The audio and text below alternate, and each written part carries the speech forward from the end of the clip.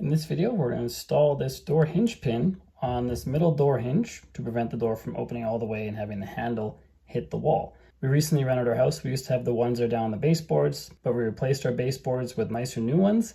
I don't want to put the old crummy door stops back. That's why I got some of these. And this is a squeak-free hinge, which is a little different than regular hinges because there's some extra plastic to make it squeak-free. But either way, the process is the same. You need to get the hinge or the pin out of the hinge. I use a screwdriver and a hammer. And I go down underneath. I line the screwdriver up at the bottom of the hinge pin and I just tap it out. Once you hammer it in a certain distance, it can be hard to get the screwdriver out. So you want to make sure your screwdriver is not too thick so it doesn't get stuck in the barrel, I guess you'd call it. Once your hinge pin is out a little bit, you still can't pull it out. But what you can do is now put your screwdriver down here and tap it out this way. What you want to make sure when you're tapping these out is that you don't hit the door or the wall with the hammer, which can leave marks.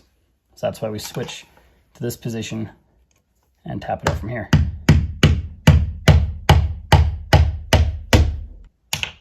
There we go, hinge pin is out. At this point, make sure you don't open the door. You don't want this to misalign. You can see it's a little bit out of alignment. You don't want it more than that, otherwise it gets to be painful to put back in. And now the way you put this on matters. First of all, the hinge pin goes through this hole, but you want to make sure that this piece that you adjust, in my case, is the part that hits the wall. Because if I do it this way, if I adjust the angle, you'll see when the door opens that this starts grinding against the wall. The metal starts grinding against the wall at the hinge before this piece even touches the wall. So I'm going to end up making a big notch in this piece of wood right here, and I don't want that. So instead, I'm going to have it this way.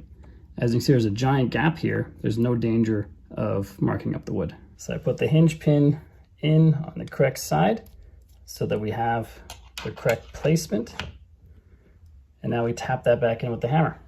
But instead of just hitting on top of the hinge pin with the hammer, I get a scrap piece of wood and I put that on top and then I hammer it in.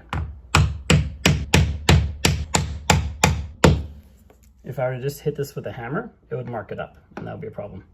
Now all that's left is adjusting the distance that this is from the wall. And for this door, the farthest out setting is probably good. Let's try it. Open the door. I'll make sure it doesn't hit the wall. And it doesn't. That's a good spot right there. You just want to do that little trial and error just to get the right placement. And then you have your door stopper. And you can put this on any hinge, top, bottom, or middle. I prefer middle or top, but really it's up to you which one you choose.